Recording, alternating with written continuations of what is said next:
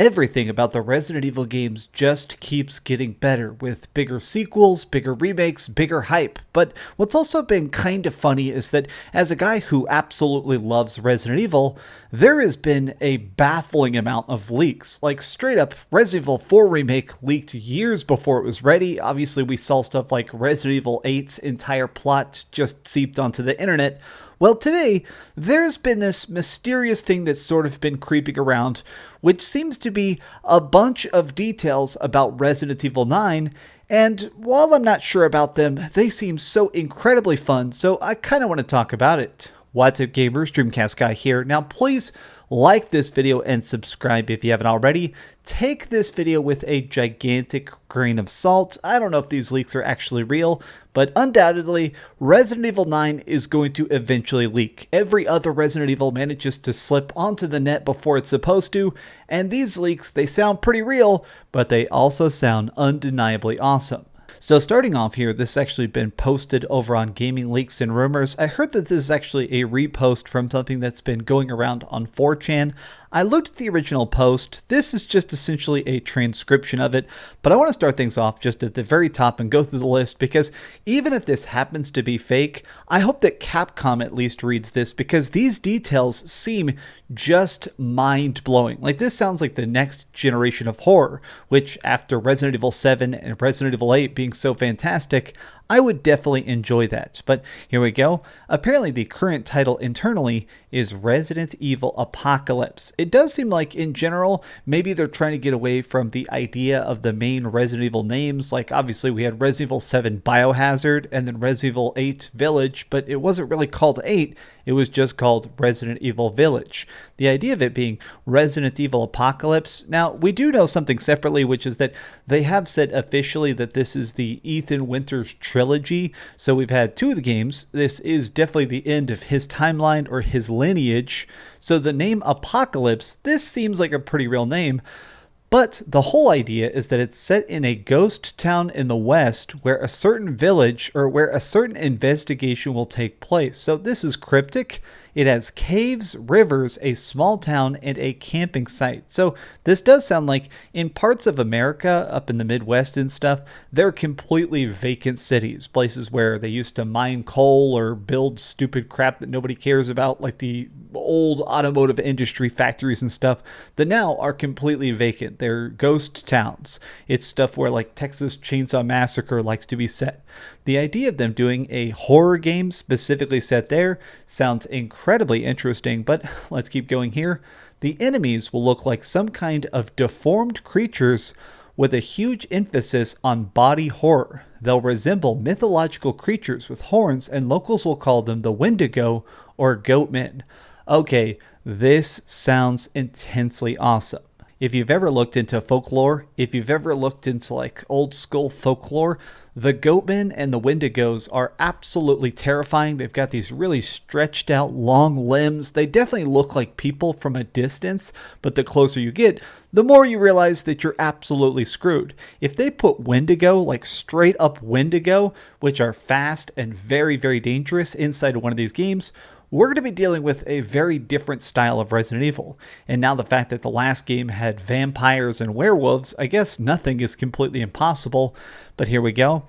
Enemies will be mimicking human voices and could even transform into friendly NPCs.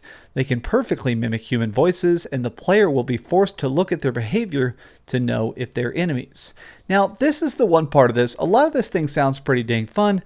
But this is the one part that sounds too good to be true. This does sound fun. There was actually a super old game. I'm sure nobody even knows about it. But the movie The Thing, they did a video game based on The Thing. And in it, sort of the way it worked is that you're in this big Arctic space lab with a shape-shifting alien. And whenever you would find different survivors, you had to keep their trust. If you were too suspicious or they were too suspicious, they would like freak out and turn into monsters that you then had to fight. It sounds like they're sort of imitating that idea.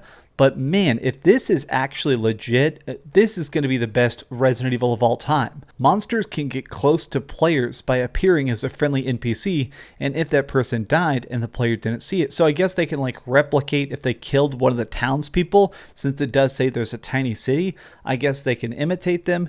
This seems a bit ambitious. It has a forest that is creepy and unsettling. It's easy to get lost without a map. Sometimes you'll hear something that's walking behind you, but the creature isn't there when you turn around, and sometimes it's there for real. This sounds cool, but also a bit vague. Some of this stuff, as weird as this one sounds specifically, this is something that sounds like a real developer note. Sometimes while they're making games, they kind of write down like concepts and just general ideas to see how close they can get to it in the final product. This sounds like one of those things, because let's face it, Resident Evil games are sort of on rails in a way, in that you have to like pick up an item, use the key, go to the next place, solve a puzzle. Even the more open ones like Resident Evil Village let you wander around the village. It still had these designated paths. I don't think they're ever going to do like a full-blown open forest, and even still, even if they technologically could, I'm not sure how fun that would be, but let's see if it works. Players are able to force some doors open, lock them, barricade them, or use melee to break open breakable weapons. Wait, use melee for breakable weapons.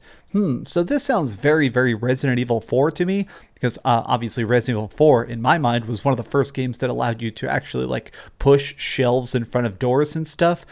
Pretty dang cool. If they bring that back, to me that sounds like a kind of realistic detail, simply because obviously we're having the Resident Evil 4 remake being done right now. It wouldn't be shocking if they took that from one team to the other. But here's one of the interesting things. One of the early bosses is called Bar Hagest. It's a giant black dog with a twist, but less intelligent compared to other monsters. Barghest. What the heck is Barghest? That sounds spooky. I'll fight a giant black dog, especially if it's less intelligent to the other monsters. One of the main antagonists will be a woman called Glassdig by the locals. She has a really beautiful design with green and gold ornaments and a morning green gown. Sounds a bit strange, but it seems like they've put a big evil spooky lady in each of the last couple Resident Evils. Obviously, we had stuff like Margaret, the weird, creepy, stretched out bug lady in Resident Evil 7. Then we, of course, had Lady Dimitrescu in Resident Evil 8. So it makes sense we'd get at least one spooky giant lady in Resident Evil 9. The player will receive help from a woman/bioweapon named Holder. She serves as a guide through the forest and will tell you some of the town's history when you show her certain treasures, keys, and puzzle pieces that you find along the way. She'll also teach the player different herb combinations, since there's 7 different types of weed you can smoke to get your health back. So she rolls the fattest blunts, very good. The monsters fear this woman just as they fear and respect Glassdig and won't come close. This serves as an explanation why they can't enter save rooms. This sounds a bit off, but something about that. So it sounds like this lady will be in multiple safe rooms, or maybe there's just one big home base in town. So whenever you need to do your crafting or saving or shopping, you go all the way back to it. But the plot will be about the 9th moon phase, and the nickname Apocalypse came from that idea. The moon serves as the game's symbol and will probably appear on a logo. Now that does make sense, because as it stands, the RE engine is somebody reaching up. Here's a weird fact. Did you know RE engine doesn't stand for Resident Evil engines? It stands for Reach for the Moon engine. So them actually ending this trilogy of very top-selling games with actually having a moon symbol on the box, that makes sense. All of these leaks sound, honestly, if anything, they sound too good to be true. A lot of this stuff early on sounds pretty accurate. A lot of the stuff in the middle sounds like pretty accurate, but trying to keep people's trust and figure out who the bad guys are and who the good guys are sounds very, very ambitious, but technologically, I don't know, that sounds very, very big. If this ends up actually being in the game, if these leaks are accurate, Resident Evil 9 is going to be a big, very crazy game that's going to sell like 50 million copies. And I'm calling it right now. I don't know if these leaks are real, but they're certainly very entertaining. What do you think about them, though? Is this just some random 4chan malarkey, or do you actually think that Resident Evil 9 is this deep in development? Personally, I think that Resident Evil 9 is definitely very, very deep into dev. I bet we're going to see Resident Evil 9 next year. I bet Resident Evil 9 is going to be insane, and I hope it comes out either late 2024 or something.